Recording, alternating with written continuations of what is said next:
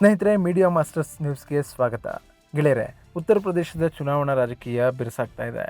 ಮೋದಿ ಅಲೆ, ಯೋಗಿ ಸುನಾಮಿಯ ವಿರುದ್ಧ ಈಜಿ ದಡ ಸೇರೋದಕ್ಕೆ ಇಂಡಿ ಮೈತ್ರಿಕೂಟ ಸಾಕಷ್ಟು ತಡವರಿಸ್ತಾ ಇದೆ. ಅದರಲ್ಲೂ ಅಯೋಧ್ಯೆಯಲ್ಲಿ ರಾಮ ಮಂದಿರ ಉದ್ಘಾಟನೆಯ ನಂತರ ಉತ್ತರ ಪ್ರದೇಶದಲ್ಲಿನ ರಾಜಕೀಯ ಚಿತ್ರಣವೇ ಬೇರೆಯದ್ದೇ ರೂಪವನ್ನು ಪಡೆಯಲಿದ್ದು, ಅಲ್ಲಿ ಮತ ಧ್ರುವೀಕರಣ ಆಗುತ್ತೆ ಅಂತ ಹೇಳಲಾಗ್ತಾ ಇದೆ. ಇದು ಇಂಡಿ ಮೈತ್ರಿಕೂಟಕ್ಕೂ ಕೂಡ ಒಂದಷ್ಟು ಭರವಸೆಗಳನ್ನ ಕೊಡ್ತಾ ಇದ್ದು, ಹೀಗಾಗಿನೇ ಬಿಜೆಪಿಯ ವಿರುದ್ಧ ಚುನಾವಣೆಗೆ ಇಂಡಿ ಮೈತ್ರಿಕೂಟ ಕೂಡ ಸಜ್ಜಾಗ್ತಾ ಇದೆ. ಕಳೆದ ಬಾರಿ ಕಾಂಗ್ರೆಸ್ 1, SP 5 ಹಾಗೂ ಮಾಯಾವತಿಯವರ BSP 10 ಸೀಟ್ಗಳನ್ನ ಗೆದ್ದಿದ್ವು. ಇದರ ನಡುವೆ ಅಪ್ನಾ ದಳ 2 ಸೀಟನ್ನು ಪಡೆದಿತ್ತು. ಹಾಗೇನೆ ಬಿಜೆಪಿ 62 ಸ್ಥಾನಗಳಲ್ಲಿ ಜಯಭೇರಿಯನ್ನ ಬಾರಿಸಿತ್ತು. ಕಳೆದ ಬಾರಿ SP ಹಾಗೂ BSPಗಳು ಒಪ್ಪಂದವನ್ನ ಮಾಡಿಕೊಂಡಿದ್ವು.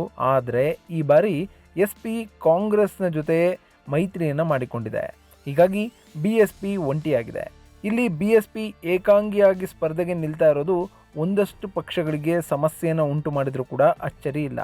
ಹಾಗಾದ್ರೆ ಇಲ್ಲಿ BSPಯ ಈ ನಿರ್ಧಾರದಿಂದ ಸಮಸ್ಯೆಗೆ ಗುರಿಯಾಗುವವರು ಯಾರು? ಮಾಯಾವತಿ ಅವರ ಪಕ್ಷ ಈ ಬಾರಿ ಕಳೆದ ಬಾರಿಗಿಂತಲೂ ಕಡಿಮೆ ಮತಗಳಿಕೆಯನ್ನು ಮಾಡುತ್ತಾ ಕಾಂಗ್ರೆಸ್ SP ಮೈತ್ರಿಕೂಟ ಉತ್ತರ ಪ್ರದೇಶದ ಫಲಿತಾಂಶದಲ್ಲಿ ಬದಲಾವಣೆಯನ್ನು ತರುತ್ತಾ ಅನ್ನೋದ್ರ ಬಗ್ಗೆ ಒಂದಷ್ಟು ಮಾಹಿತಿಯನ್ನ ನಾವಿಲ್ಲಿ ನೋಡೋಣ.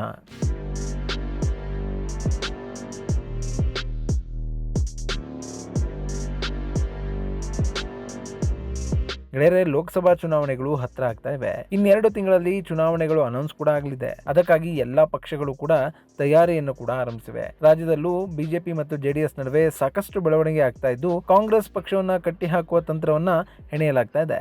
ಅದೇ ರೀತಿ ಉತ್ತರ ಪ್ರದೇಶದಲ್ಲಿ ಕೂಡ ಚುನಾವಣಾ ರಾಜಕೀಯ ಬಿರುಸನ್ನ ಪಡೆದಿದ್ದು, ಅಯೋಧ್ಯ ಮಂದಿರ ಉದ್ಘಾಟನೆ, UPಯಲ್ಲಿನ ಅಭಿವೃದ್ಧಿ ಕಾರ್ಯಗಳನ್ನು ಮುಂದಿಟ್ಟುಕೊಂಡು ಬಿಜೆಪಿ ಚುನಾವಣೆಗೆ ಮುಂದಾಗ್ತಾ ಇದೆ. ಅದೇ ರೀತಿ ಇಂಡಿ ಮೈತ್ರಿಕೂಟದ SP ಕಾಂಗ್ರೆಸ್ಗಳು ಚುನಾವಣೆಗೆ ಸಿದ್ಧ ಆಗ್ತಾ ಇವೆ. ಈ ವೇಳೆ ಪ್ರತಿಪಕ್ಷಗಳನ್ನ ಒಗ್ಗೂಡಿಸುವ ನಿಟ್ಟಿನಲ್ಲಿ ಕಾಂಗ್ರೆಸ್ ಪಕ್ಷ ಒಂದು ಎಡವಟ್ಟನ್ನು ಮಾಡಿಕೊಂಡಂತೆ ಕಾಣ್ತಾ ಇದೆ. ಅದರಲ್ಲೂ ಉತ್ತರ ಪ್ರದೇಶದಲ್ಲಿ ಮಾಯಾವತಿಯವರ ಪಕ್ಷ BSPಯನ್ನ ಬಿಟ್ಟು ಅವರು ಮೈತ್ರಿ ಮಾಡಿಕೊಂಡಿರೋದು ಆ ಮೈತ್ರಿಗೆ ಸ್ವಲ್ಪ ಹಿನ್ನಡೆ ಅಂತ ಹೇಳಲಾಗ್ತಾ ಇದೆ. ಯಾಕಂದ್ರೆ ಮಾಯಾವತಿಯವರ ಪಕ್ಷ ಲೋಕಸಭೆಯ ಚುನಾವಣೆಯಲ್ಲೂ ಕೂಡ ಒಂದಷ್ಟು ನಿರ್ದಿಷ್ಟ ಮತಗಳನ್ನ ತನ್ನ ಬುಟ್ಟಿಯಲ್ಲಿ ಇಟ್ಟುಕೊಂಡಿದೆ. ಅದು ಕಾಂಗ್ರೆಸ್ ಪಕ್ಷಕ್ಕಿರುವ ಸಾಂಪ್ರದಾಯಿಕ ಮತಗಳಿಗಿಂತಲೂ ತುಂಬಾನೇ ಹೆಚ್ಚು ಅಂದ್ರೂ ಕೂಡ ತಪ್ಪಾಗೋದಿಲ್ಲ. ಹೀಗಿರುವಾಗ BSPಯನ್ನ ಬಿಟ್ಟು ಇಂಡಿ ಮೈತ್ರಿಕೂಟ ಗೆಲುವನ್ನು ಸಾಧಿಸೋದಕ್ಕೆ ಸಾಧ್ಯವೇ ಇಲ್ಲ ಅಂತ ಸಾಕಷ್ಟು ಜನ ಹೇಳ್ತಾ ಇದ್ದಾರೆ. ಆದ್ರೆ ಇಂಡಿ ನಾಯಕರಿಗೆ ಮಾತ್ರ ಮಾಯಾವತಿಯವರು ಬೇಡ ಆಗಿದ್ದಾರೆ.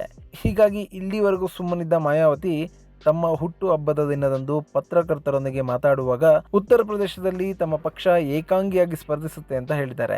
ಈ ಮೂಲಕ ಬಿಜೆಪಿ ಹಾಗೂ ಇಂಡಿ ಮೈತ್ರಿಕೂಟ ಎರಡಕ್ಕೂ ಕೂಡ ಮಾಯಾವತಿ ಟಕ್ಕರ್ ಕೊಡ್ತಾ ಇದ್ದಾರೆ. ಹಾಗೆ ನೋಡಿದ್ರೆ 2014ರ ಚುನಾವಣೆಯಲ್ಲಿ ಮಾಯಾವತಿ ಅವರ ಪಕ್ಷ ಏಕಾಂಗಿಯಾಗಿ ಸ್ಪರ್ಧೆ ಮಾಡಿತ್ತು.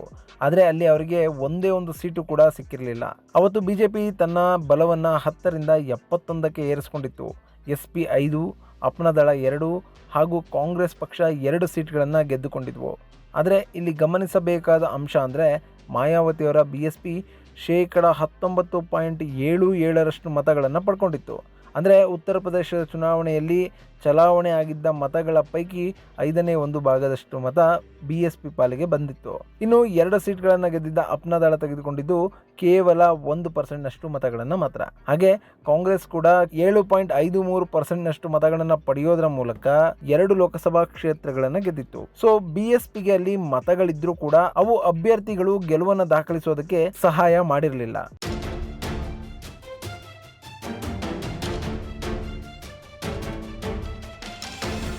ಅಲ್ಲಿ BSP ಪಡೆದ ಮತಗಳು ಬಿಜೆಪಿಗೆ ಅತಿ ಹೆಚ್ಚು ಸ್ಥಾನಗಳು ಸಿಗುವಂತೆ ಮಾಡಿತ್ತು. ಇನ್ನು 2019ರಲ್ಲಿ ಅಖಿಲೇಶ್ ಯಾದವ್ ಹಾಗೂ ಮಾಯಾವತಿ ಅವರು ಒಟ್ಟಿಗೆ ಚುನಾವಣೆಯನ್ನು ಎದುರಿಸಿದ್ರು. ಅದು ಮಹಾಗಠಬಂಧನ್ ಆಗಿತ್ತು. ಈ 2 ಪಕ್ಷಗಳ ಜೊತೆಗೆ ರಾಷ್ಟ್ರೀಯ ಲೋಕದಳ ಕೂಡ ಸೇರಿಕೊಂಡು ಅಲ್ಲಿ ಮಹಾಗಠಬಂಧನ್ ಏರ್ಪಟ್ಟಿತ್ತು. ಬಿಜೆಪಿಯನ್ನ ಎದುರಿಸುವ ನಿಟ್ಟಿನಲ್ಲಿ ಮಹಾಗಠಬಂಧನ್ ಸಾಕಷ್ಟು ತಂತ್ರವನ್ನ ಮಾಡಿತ್ತು. ಆ ಸಂದರ್ಭದಲ್ಲಿ ಹೆಚ್ಚು ಲಾಭ ಆಗಿದ್ದು BSPಗೆ. ಆ ಚುನಾವಣೆಯಲ್ಲಿ ಬಿಜೆಪಿ 62 ಸೀಟ್ಗಳಿಗೆ ಕುಸಿಯೋದರ ಮೂಲಕ ತನ್ನ ಹಿಂದಿನ ಎಲೆಕ್ಷನ್ಗಿಂತಲೂ 9 ಕ್ಷೇತ್ರಗಳನ್ನು ಕಡಿಮೆ ಗೆದ್ದಿತ್ತು.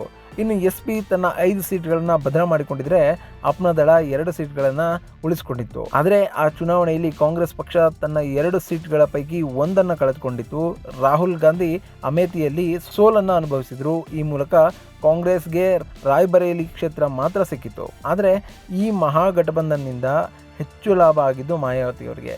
ಯಾಕೆಂದರೆ 2014ರ ಚುನಾವಣೆಯಲ್ಲಿ ಒಂದೇ ಒಂದು ಕ್ಷೇತ್ರವನ್ನು ಕೂಡ ಗೆಲ್ಲದ ಮಾಯಾವತಿ 2019ರ ಚುನಾವಣೆಯಲ್ಲಿ 10 ಕ್ಷೇತ್ರಗಳನ್ನು ಗೆದ್ದಿದ್ರು. ಅಲ್ಲೂ ಕೂಡ BSP 19.26% ಮತಗಳನ್ನು ಪಡೆದುಕೊಳ್ತು. ಈ ಮೂಲಕ ತನ್ನ ಮತ ಗಳಿಕೆಯನ್ನ ಅದು ಉಳಿಸಿಕೊಂಡಿತ್ತು. ಆದರೆ ಈ ಬಾರಿ ಚಿತ್ರಣ ಬೇರೆ ಆಗಿದೆ. ಅಲ್ಲಿ ಬಿಜೆಪಿಯನ್ನ ಸೋಲಿಸೋದಕ್ಕೆ ಅಖಿಲೇಶ್ ಯಾದವ್ ಹಾಗೂ ಕಾಂಗ್ರೆಸ್ ಕೈ ಜೋಡಿಸಿವೆ. ಇಂತಹ ಸಂದರ್ಭದಲ್ಲಿ BSP ಏಕಾಂಗಿಯಾಗಿ ಸ್ಪರ್ಧೆ ಮಾಡ್ತಾ ಇದೆ. ಗೆಳೆಯರೆ, BSPಗೆ ತನ್ನದೇ ಆದ ಮತ ಬ್ಯಾಂಕ್ ಇರೋದ್ರಿಂದ ಅದು ಇಂಡಿ ಮೈತ್ರಿಕೂಟದ ಕಡೆಗೆ ಶಿಫ್ಟ್ ಆಗುತ್ತಾ ಅಥವಾ ಇಲ್ಲವಾ ಅನ್ನೋ ಕುತೂಹಲ ಹೆಚ್ಚಾಗ್ತಾ ಇದೆ. ಯಾಕಂದ್ರೆ NDA ಮತ್ತು ಇಂಡಿ ಮೈತ್ರಿಕೂಟದ ನಡುವೆ ನೇರ ಹಣಾಹಣಿ ಏರ್ಪಟ್ಟಿದ್ರೆ ಅಲ್ಲಿ ಬಿಜೆಪಿಗೆ ಸಮಸ್ಯೆ ಆಗ್ತಾ ಇತ್ತು ಏನೋ. ಯಾಕಂದ್ರೆ ಬಿಜೆಪಿಯ ವಿರುದ್ಧದ ಮತಗಳು ಇಂಡಿ ಮೈತ್ರಿಕೂಟಕ್ಕೆ ಹೋಗ್ತಾ ಇತ್ತು. ಆದ್ರೆ ಈಗ ಬಿಜೆಪಿಯ ವಿರುದ್ಧ ಇಂಡಿ ಮೈತ್ರಿಕೂಟ ಹಾಗೂ BSP ಎರಡೂ ಕೂಡ ಇವೆ. ಸೊ ಅಲ್ಲಿ ಬಿಜೆಪಿ ವಿರುದ್ಧದ ಮತಗಳು ಒಡೆದು ಹೋಗುವ ಸಾಧ್ಯತೆ ಇದೆ. ಹೀಗಾಗಿನೇ ಮಾಯಾವತಿ ಅವರ ಸ್ಪರ್ಧೆ ಬಿಜೆಪಿಗೆ ಇಂಡೈರೆಕ್ಟ್ ಆಗಿ ಸಹಾಯ ಮಾಡುತ್ತೆ ಅಂತ ಹೇಳಲಾಗ್ತಾ ಇರೋದು.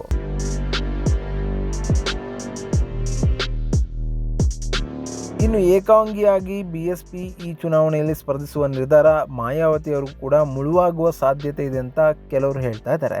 ಯಾಕಂದ್ರೆ ಬಿಜೆಪಿಯ ವಿರುದ್ಧ ಈ ಬಾರಿ ಮುಸ್ಲಿಂ ಮತಗಳು ಒಂದುಗೂಡುವ ಸಾಧ್ಯತೆ ಇದ್ದು ಆ ಮತಗಳು ಇಂಡಿ ಕೂಟದ ಪಾಲಾಗಬಹುದು.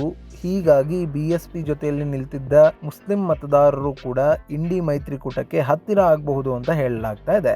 ಒಂದು ವೇಳೆ ಹಾಗೇನಾದ್ರೂ ಆದ್ರೆ ಅದು BSPಗೆ ಹೊಡೆತ ಕೊಡಲಿದ್ದು, ಅಲ್ಲಿ BSP ಈಗಿರುವಂತಹ ಕ್ಷೇತ್ರಗಳನ್ನು ಕೂಡ ಕಳೆದುಕೊಂಡ್ರೂ ಕೂಡ ಅಚ್ಚರಿ ಇಲ್ಲ. ಹಾಗಾಗಿನೇ BSP ಪಾಲಿಗೆ ಇದೊಂದು ರೀತಿ ಮಾಡು ಇಲ್ಲವೇ ಮಡಿ ಅನ್ನೋ ರೀತಿಯ ಚುನಾವಣೆ ಆಗಿದ್ದು, ಮಾಯಾವತಿ ಈ ಚುನಾವಣೆಯಲ್ಲಿ ಉಳಿದುಕೊಂಡದ್ದೇ ಆದರೆ ಅದು BSPಗೆ ಮತ್ತೆ ಶಕ್ತಿ ತುಂಬೋದ್ರಲ್ಲಿ ಅನುಮಾನಗಳಿಲ್ಲ.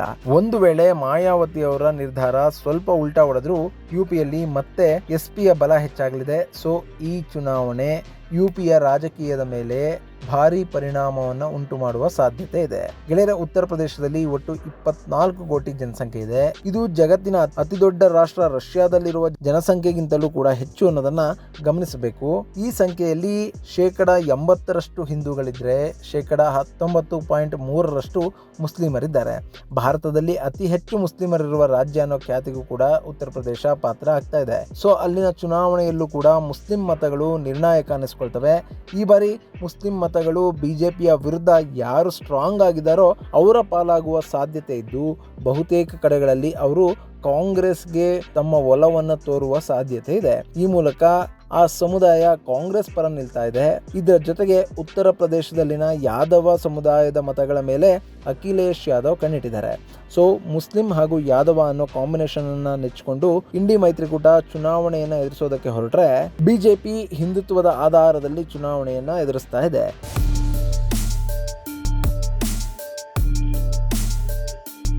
ಇನ್ನು ದಲಿತ ಹಾಗೂ ಮುಸ್ಲಿಂ ಅನ್ನೋ ಕಾಂಬಿನೇಷನ್ ನಲ್ಲಿ ಮಾಯಾವತಿ ಚುನಾವಣೆಯನ್ನು ಎದುರಿಸೋದಕ್ಕೆ ಹೊರಟಿದ್ದಾರೆ. ಹೀಗಾಗಿನೇ ಈ ರೇಸ್ನಲ್ಲಿ ಗೆಲ್ಲೋದು ಯಾರು ಅನ್ನೋ ಕುತೂಹಲ ಹೆಚ್ಚಾಗ್ತಾ ಇರೋದು. ಇಲ್ಲಿ ಮಾಯಾವತಿ ಮತ್ತು ಇಂಡಿ ಮೈತ್ರಿಕೂಟ ಕಿತ್ತಾಡಿಕೊಂಡಷ್ಟು ಬಿಜೆಪಿಗೆ ಲಾಭ ಆಗೋದಂತೂ ಸತ್ಯ. ಇನ್ನು ಇತ್ತೀಚೆಗೆ ಮಾಯಾವತಿ ತಮ್ಮ BSP ಪಕ್ಷಕ್ಕೆ ಹೊಸ ಸಾರಥಿಯನ್ನು ಘೋಷಿಸಿದ್ದಾರೆ. ತಮ್ಮ ನಂತರ ಬಿಜೆಪಿ ಪಕ್ಷವನ್ನು ಮುನ್ನಡೆಸುವ ಜವಾಬ್ದಾರಿಯನ್ನ 28 ವರ್ಷದ ತಮ್ಮ ಸೋದರಾಳಿಯ ಆಕಾಶ್ ಆನಂದ್ಗೆ ವಹಿಸಿದ್ದಾರೆ.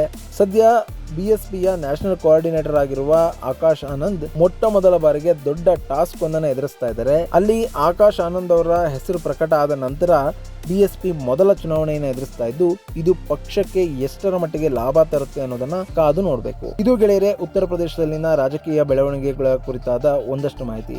ಮುಂದಿನ ವಿಡಿಯೋದಲ್ಲಿ ಮತ್ತೊಂದು ವಿಶೇಷ ಮಾಹಿತಿಯನ್ನ ನಿಮ್ಮ ಮುಂದಿಡ್ತೀನಿ. ಅಲ್ಲಿವರೆಗೂ ನಮಸ್ಕಾರ.